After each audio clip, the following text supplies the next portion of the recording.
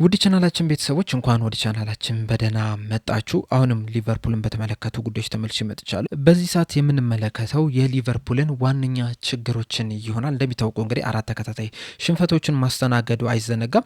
ባሸነፈባቸው ጨዋታዎች ራሱ ጥሩ የሚባል እንቅስቃሴን እያደረገ አይደለም የሚገኙና ዋናዎቹ ችግሮቹ ምንድናቸው? ለእንደዚህ አይነት ውጤት ማጣት እንደዚሁም ደግሞ ጥሩ ፐርፎርም አለማድረግ ዋነኞቹን ምክንያቶች እንግዲህ በ5 ከፋፍለን የምንመለከት ይሆናል። እስከ መጨረሻ ደቂቃ ድረስ አብራችሁ እንድትቆዩና ፕሮግራሙ እንድትከታተሉት በአክብሮት ተጋብዛለሁ። ለእናንተስ የሊቨርፑል ዋነኞቹ ችግሮች ምንድናቸው የሚለውን ሀሳባችሁን እንዳለ ኮሜንት ሴክሽን ላይ በመጻፍ አሳውቁኝ። ሰብስክራይብ፣ ላይክ፣ ሼር እያደረጋችሁ የቻናሉ ቤተሰብ እንድትሆኑ በአክብሮት እጠይቃለሁ። እንደዚሁም ወደ ሁለተኛው ቻናላችንም እየሄዳችሁ ሰብስክራይብ፣ ላይክ፣ ሼር እያደረጋችሁ የቻናሉ ቤተሰብ እንድትሆኑ በአክብሮት እጠይቃለሁ። አሁንም በቀጥታ ወደ ጉዳያችን የምናመራ ይሆናል። እንደሚታወቀው እንግዲህ ሊቨርፑል በዚህ በ2025/26 የውድድር ዘመን በአስደናቂ ሁኔታ በጥሩ ሁኔታ ነበረ መጀመር የቻለው። ካደረጋቸው የመጀመሪያዎቹን 7 ጨዋታዎች እንግዲህ እንዳለ ማሸነፍ ችሎ ነበረ። በፕሪሚየር ሊግ ብቻ ያደረገውን ጨዋታ ስንመለከት ደግሞ 5 ጨዋታዎችን አድርጎ 5ቱንም ማሸነፍ ችሎ ነበረ። ካሸነፈባቸው ጨዋታዎችን መካከል እንግዲህ ከበርነማውዝ ጋር፣ ከኒውካስል ጋር እንደዚሁም ደግሞ ከአርሰናል ጋር ያደረጋቸው ጨዋታዎች እንግዲህ የሚታወሱ ናቸው። ነገር ግን ከዛ በኋላ ያደረጋቸውን ተከታታይ 4 ጨዋታዎች ግን በሙሉ መሸነፍ ችሏል። በሚያስገርም ሁኔታ ደግሞ በተሸነፈባቸው በ4ቱም ጨዋታዎች ሁሉም ላይ እንግዲህ ቀዳሚ ጎል የተቆጠረበትም ክለብ መሆን ችሏልና በጣም አስቀያሚ የሚባልን ጊዜን እያሳለፈ ነው የሚገኘው። ከዛ በተጨማሪም እንግዲህ በዚህ ሰዓት የሚያሳስበው ነገር ቢኖር ምንድን ነው የዚህ ሲዝን ሙሉ ያደረጋቸውን ጨዋታዎች ስንመለከት ያሸነፈባቸውን ጨዋታ ጨምሮ እንግዲህ ያን ያህል ጥሩ እንቅስቃሴን እያደረገ አይደለም የሚገኘው። ቢያንስ ወጥ አቋምን እያሳየ አይደለም የሚገኘው። በጨዋታ መሀል እንግዲህ አንዳንድ ሞመንቶች ላይ ጥሩ ሲንቀሳቀስ መመልከት ችለን ነበረ። ነገር ግን ደግሞ አብዛኛውን ሞመንት ግን ጥሩ የሚባል እንቅስቃሴን እያደረገ አይደለም የሚገኘው። እንደውም አብዛኞቹን ጎሎች ስንመለከት ራሱ ከ80ኛው ደቂቃ በኋላ የተቆጠሩ ጎሎች ይበዛሉ። ያም የሚያሳየው እንግዲህ በመጨረሻዎቹ ደቂቃ ያላቸውን አቅም እንዳለ እየተጠቀሙ ያሸነፉ ጨዋታ መኖራቸውን ነው የሚያሳዩና ሙሉ 90 ደቂቃ ምርጥ ብቃት ላይ እንዳልነበሩ እንግዲህ አንዳንድ ምልክቶች ናቸው ብዬ አስባለሁ። እና ማንሳት ያለብን ጥያቄ ምንድነው ዘንድሮ ለምንድን ነው ሊቨርፑል ጥሩ እንቅስቃሴ እያደረገ ያልሆነው? በተለይ ደግሞ ያለፈው ሲዝን የመጀመሪያዎቹን ጨዋታዎች ስንመለከትና የዚህ ሲዝን የመጀመሪያዎቹን ጨዋታ ስንመለከት በጣም ለየቅል የሆነ ነገር ነው የምንመለከተው። አምና እንግዲህ በጣም ኮንትሮል ያበዛ ነበረ ሊቨርፑሎች 1-0 ራሱ ያሸነፉባቸው ጨዋታዎች ብዙ ነው የነበሩት። በጨዋታው ላይ እንግዲህ በየትኛውም ሞመንት ሊቨርፑል ጎል ማስቆጠር እንደሚችል የተመለከትንበት ሁኔታ ነበረ።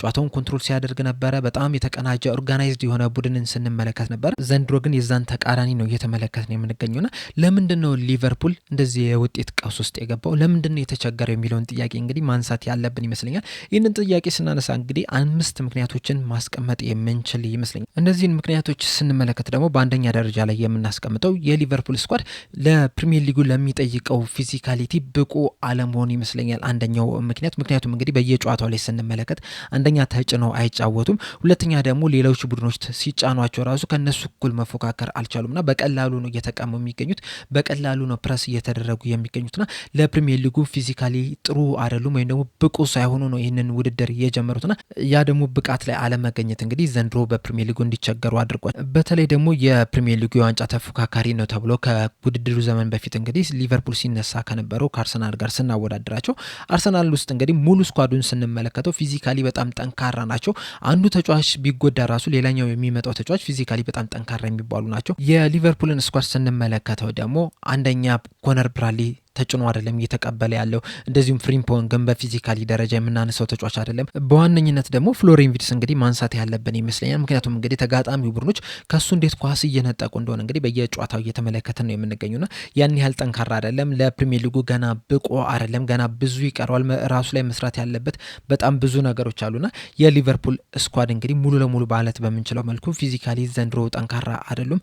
ለምን የአምናውን አይነት ጥንካሬ አላዙም የሚለው ነገር እንግዲህ በጣም ብዙ ልናነሳበት የምንችል ነገር ነው። ነገር ግን በዋነኝነት በዚህ ሲዝን ሊቨርፑል የተቸገረበት አንደኛው ምክንያት ግን ለፕሪሚየር ሊጉ የሚመጥን የፊዚካል ደረጃ ላይ አለመድረሳቸው ነው የሚል ሀሳብ አለኝ።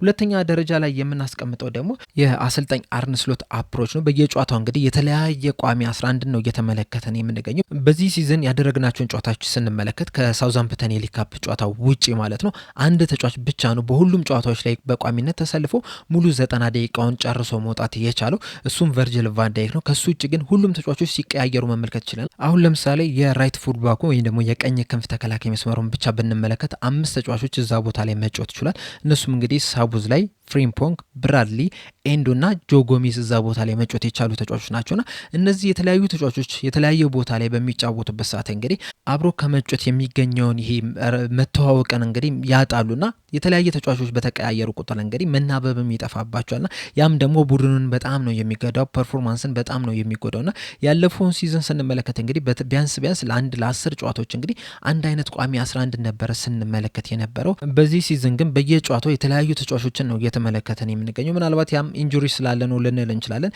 ነገር ግን በሌለበት ሰዓት ራሱ የተለያዩ ተጫዋቾች እየገቡ ነው የሚገኙትና አብሮ ከመጫወት የሚገኘውን ይሄ ብዙ ነገሮችን እንግዲህ ያሳጣን ይመስለኛል። ያም ደግሞ ፐርፎርማንስ ላይ ትልቅ ተጽዕኖ አለው ብዬ አስባለሁና አንድ አይነት ተጫዋቾች አብሮ አለመጫወታቸው እንግዲህ ትልቅ ጉዳት ያደረሰብን ይመስለኛል። ሌላኛውን ምክንያት ደግሞ ስንመለከት ሶስተኛ ደረጃ ላይ እንግዲህ በጣም ብዙ ጎሎች እየተቆጠሩብን ነው የሚገኙት። ከቆመ ኳስም ይሁን በኦፕን ፕሌይም ቢሆን የተለያዩ ጎሎች እየተቆጠሩብን ነው የሚገኙት። የዚህ ሲዝን ስንመለከት እንግዲህ እስካሁን ባደረግናቸው የፕሪሚየር ሊግ ጨዋታዎች ከአርሰናል እኩል 16 ግቦችን ማስቆጠር እችለናል። በዚህ ሲዝን ባደረግናቸው 9 ጨዋታዎች ማለት ነው። ነገር ግን የተቆጠሩብንን ጎሎች ስንመለከት አርሰናል 3 ጎሎች ብቻ ነው የተቆጠሩባቸው። ሊቨርፑል በአንጻሩ ግን 14 ጎሎች ተቆጥሮብናል። በተለያዩ ምክንያቶች በተለያዩ አጋጣሚዎች እንግዲህ ጎሎቹ እየተቆጠሩብን ነው የምንገኘውና መከላከላችን ላይ እንደ ቡድን መከላከል ይሄ አራቱ ተከላካዮች ብቻ ሳይሆን እንደ ቡድን የመከላከል መዋቅራችን ራሱ ስህተት ስላለበት እንግዲህ ብዙ ጎሎች እየተቆጠሩብን ያሉትና በዚህ ሲዝን እንግዲህ ካለፈው ሲዝን አንጻር በጣም ብዙ ጎሎች ተቆጥሮብናል። እስካሁን ድረስ 14 ጎሎች ነው የተቆጠሩብና 2 የግብ ክፍያ ብቻ ነው ያለን። ያለፈው ሲዝን ስንመለከት ግን በጣም ጥቂት ጎሎች ነበር የተቆጠሩብን። ቢያንስ እንኳን እስከ 9ኛው ጨዋታ ድረስ በጣም ጥቂት የሚባሉ ጎሎች ብቻ ነው የተቆጠረብና ዘንድሮ ግን ከዛ በተቃራኒ ብዙ ጎሎች እየተቆጠሩብን ነው የሚገኙት። በብሬንትፎርድ ጨዋታ ላይ ራሱ ስንመለከት 3 ጎሎች ተቆጥሮብናል። አንደኛው ጎል ደግሞ በሴት ፒስ ነች። የመጀመሪያዋ ደቂቃ ላይ 5ኛው ደቂቃ ላይ የተቆጠረችብን ግብ ማለት ነውና ከዛ በፊትም ደግሞ ሌላ ሴት ፒስ ማግኘት ችሎ ነበረ። ሊቨርፑሎች እንግዲህ እዛ ቦታ ላይ ችግር እንዳለባቸው በተደጋጋሚ እየተነገረ ያንን ነገር ሳያረሙ በመምጣታቸው እንግዲህ ጎል ልትቆጠር ትችላለች። ከዛ በተጨማሪም እንግዲህ እዛ ጎል ላይ በተደጋጋሚ እንዳነሳ ነው ከጨዋታው በኋላ ማንሳት ያለው እንደዚሁም ዛሬ ጨዋታ ላይም በዛች ጎል ዙሪያ እንግዲህ ያነሳሁት ነጥብ ነበር። እሱ ምንድነው ሰከንድ ቦልን መከላከል አለመቻላችን ነው። ያም እንግዲህ ከሀይታችን ጋር የምናነሳው ነገር ሊሆን ይችላል። በእርግጥ እዚህ ላይ ጂሚ ካራገር የሰጠው አስተያየት ነበር። እሱ ምንድነው ለፕሪሚየር ሊግ የሚመጥን ፊዚካሊቲም እንደዚሁም ደግሞ ቁመትም የለንም የሚልን ሀሳብ ሰጥቷል። ነገር ግን ደግሞ ቁመት የሚለው ላይ ትንሽ ቅር የሚለኝ ነገር ቢኖር ምንድነው በቡድን ውስጥ ብዙ ቁመት ያላቸው ተጫዋቾች አሉ። አሁን ለምሳሌ ቨርጅል ቫንዳይክን ብንመለከተው፣ ኢብራሂሞ ኮናቴን ብንመለከተው ሳቡዝ ላይ ቁመቱ ረጅም ነው። እንደዚሁ ከርቲስ ጆንስ ቁመቱ ረጅም ነው። ኮዲ ጋክፖ፣ ሂጎ ኤኪቲኬ ቁመታቸው እነዚህ ረዣዥሞች ናቸውና በሚከላከሉበት ሰዓት እንግዲህ እነዚህ ተጫዋቾችም ወደኋላ ይመለሳሉና እነዚህ ቁመታቸው ረዣዥም ተጫዋቾች እያሉ ራሱ መከላከል አልቻለም። አብዛኞቹን ኳሶች እንግዲህ ቨርጅል ቫንዳይክ እየተከላከለ ነው የሚገኘው። ነገር ግን እሱ ከተከላከለ በኋላ የምትገኘው ሰከንድ ቦልን ግን መከላከል እየቻለን አይደለምና ያንን ሰከንድ ቦል አለመከላከላችን ደግሞ ብዙ አደጋዎችን እየፈጠረብን ነው የሚገኘውና ቅድም ያልኳችሁ የመከላከል መዋቅር ራሱ ይህንን የሚመለከተው ነው። ምክንያቱም እንግዲህ ፈርስት ቦል ብቻ ተከላክለ ዝም ማለት የለብም። ሰከንድ ቦሉንም እንደ ፈርስት ቦሉ ሙሉ ትኩረት ሰጥተ ልትከላከለው ይገባልና እንደ ቡድን ያንን ነገር እያደረገን አይደለም የምንገኘውና ይህም ትኩረት ማጣታችንም እንግዲህ ለዚህ ሲዝን ፐርፎርማንስ መውረድም ተጠያቂነት አለው፣ ለውጤት ማጣታችንም ተጠያቂነት አለው ብዬ አስባለሁ። ሌላኛው አራተኛ ምክንያት አድርገን የምናስቀምጠው ደግሞ የአሰልጣኙም እንደዚሁም ደግሞ የአምበሎቹ የሊደርሺፕ ኳሊቲ እንደዚሁም ደግሞ ኦርጋናይዜሽን የቡድኑን የምናነሳ ይሆናል። ምክንያቱም አንደኛ ቡድን ውስጥ እንግዲህ ትልቅ ተጽዕኖ ሊፈጥሩ የሚችሉት አሰልጣኙና ከአሰልጣኙ በመቀጠል ደግሞ አምበሉ ናቸው። ምክንያቱም እነዚህ ሁለቱ አካላቶች እንግዲህ የቡድኑ መሪኖች ናቸውና እነዚህ መሪዎች ላይ ችግር የሚኖር ከሆነ ሙሉ ለሙሉ ቡድኑ ላይ ችግር መኖሩ አይቀርም። በእርግጥ ቨርጅል ቫንዳይክ እንግዲህ ከማንቸስተር ሽንፈት በኋላ ተጫዋቾችን ሰብስቦ ነበር፣ አነጋግሮ ነበር። ከዛ በኋላም እንግዲህ በኢንትራ ፍራንክፈርት ጨዋታ ላይ ሊቨርፑል 5-1 በሆነ ውጤት ማሸነፍ ችሏል። ነገር ግን ደግሞ ያነጋገራቸው ንግግር ግን ሙሉ ለሙሉ ውጤት ያመጣ አይመስለኝም። ምክንያቱም እንግዲህ በብሬንትፎርድ 3-2 መሸነፍ ችለናልና ይህም የሚያሳየው ምንድነው አሁንም ቡድን ውስጥ ትልቅ ችግር እንዳለ ነውና እነዚህ አካላቶች እንግዲህ ይህንን ችግር መፍታት ያለባቸው ይመስለኛል። ምክንያቱም ሁሉም ተጫዋቾች የሚመለከቱት እነዚህን መሪዎቻቸውን ነው፣ አምበሎቻቸውን አሰልጣኞቻቸውን ነው የሚመለከቱና ከነዚህ አካላቶች መፍትሄ የማይመጣ ከሆነ ደግሞ እነዛም የመሰላቸት ነገር ውስጥ ሊገቡ የሚችሉበት እድል አለ ብዬ አስባለሁ። እናም እስካሁን ድረስ እንግዲህ መፍትሄ አለማግኘታቸውም ትንሽ የሚያሳስበን ይመስለኛል። ምክንያቱም ከጨዋታው በኋላም እንግዲህ ከብሬንትፎርድ ሽንፈት በኋላ አሰልጣኝ አርነ ስሎት እንደተናገሩት ከሆነ እስካሁን ድረስ ላሉብን ችግሮች መፍትሄ አላገኘንም የሚልን ነገር ተናግረዋልና ይህንን መፍትሄ አለማግኘታቸው እንግዲህ ሊያሳስበን የሚገባ ይመስለኛል። እናም አንዱ ችግርም እንግዲህ የነዚህ አመራሮች ላይ ያለ ነው ብዬ የማስበውና በዚሁ አጋጣሚ እንግዲህ አሰልጣኝ አርነ ስሎት መቀጠል አለበት ወይስ መሰናበት አለበት የሚለውን ሀሳባችሁ እንዳለ ኮሜንት ሴክሽን ላይ በመጻፍ አሳውቁን። መሰናበት አለበት የምትሉ ከሆነ ደግሞ በሱ ቦታስ ማን ይተካ የሚለውንም በዛው አንድ ላይ አያይዛችሁ እዚሁ ኮሜንት ሴክሽን ላይ እንድጽፉልኝ በአክብሮት እጠይቃለሁ። ሌላኛው አምስተኛ ምክንያት አድርጌ የማስቀምጠው ደግሞ ጉዳቶች ናቸው። እንደዚሁም ደግሞ የተጫዋቾች የአቋም መውረድም እንግዲህ በአንድ ላይ መመልከት የምንችል ይመስለኛል። እስካሁን ድረስ እንግዲህ የተለያዩ ተጫዋቾች ተጎድቶብናል።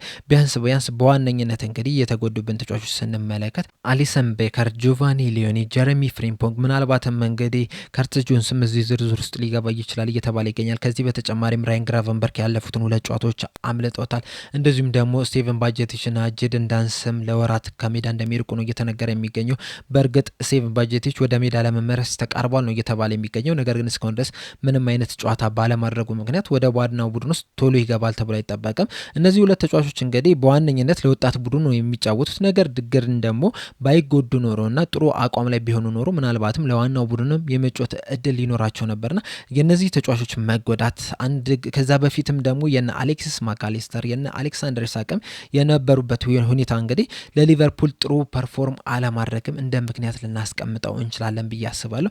እንደዛም ቢሆንም ግን ያሉን የስኳድ አባላቶች ሌሎቹ ተጫዋቾች ከነዚህ ከተጎዱት ውጭ ያሉት ሌሎች ተጫዋቾች እንግዲህ ጨዋታዎችን ለማሸነፍ በቂ ናቸው ብዬ ነው የማስበው። ቢያንስ እንኳን የቼልሲን ጨዋታ ማሸነፍ ነበረብን። ምክንያቱም ቼልሲዎችም ተከላካዮቻቸው በጣም ሳስቶ ነበረ፣ ያንን እድል አልተጠቀምንበትም። እንደዚሁ ማንቸስተር ዩናይትድን በሜዳችን ነው ጨዋታውን ማድረግ የቻልነው፣ እሱንም ጨዋታ ማሸነፈን መውጣት ነበረብን። እንደዚሁም ደግሞ ከክሪስታል ፓላስ ጋር ከጋላታሳራይ ጋርም ከዛም የተሻለ ነገር ማድረግ እንችል ነበር ብዬ አስባለሁና የተጎዱብን ተጫዋቾች እንደ ዋነኛ ምክንያት አድርገን ልናስቀምጥ አይገባም። ግን ያው ትንሽም ቢሆን ምክንያት ነው ብዬ ነው የማስበውና እነዚህ አጠቃላይ 5ቱ ምክንያቶች እንግዲህ ምናልባትም ለሊቨርፑል የዘንድሮ ውጤት ማሽቆልቆል እንደዚሁም ደግሞ መቸገር ምክንያት ሊሆኑ ይችላሉ ብዬ አስባለሁ። እና አንድ ጊዜ ለመጥቀስ ያህል እንግዲህ የመጀመሪያው ምክንያት ለፕሪሚየር ሊጉ የሚመጥን ፊዚካሊ ጠንካራ አለመሆናቸው ወይም ደግሞ ዝግጁ አለመሆናቸው፣ ሁለተኛ የአሰልጣኝ አርነ ስሎት አቀራረብ፣ ሶስተኛ ብዙ ጎሎች መቆጠር፣ አራተኛ ላክ ኦፍ ሊደርሺፕ፣ አምስተኛ ደግሞ የተጫዋቾች ጉዳትና እንደዚሁም ደግሞ የአቋም መውረድ ናቸው ብዬ ነው የማስበውና እንደ አጠቃላይ እንግዲህ እነዚህ ምክንያቶች ናቸው ለሊቨርፑል ዘንድሮ ጥሩ ሁኔታ ላይ አለመሆን ብዬ ነው የማስበው። ጠቅለል ስናደርገው በእርግጥ እያንዳንዱን እንግዲህ ዘርዝረን ማውራት እንችላለን። በጣም ለረዥም ሰዓት እንግዲህ የሊቨርፑልን ችግር ማውራት የምንችል ይመስለኛል። እንደ አጠቃላይ ግን እነዚህ 5 ምክንያቶች ናቸው ብዬ አስባለሁ። የእናንተን ምክንያት ግን እዚሁ ኮሜንት ሴክሽን ላይ በመጻፍ አሳውቁኝ። በቀጣይ በሌላ እስከምንገናኝ ድረስ ሰብስክራይብ፣ ላይክ፣ ሼር ማድረግ እንዳትረሱ። ቸር ያቆየን።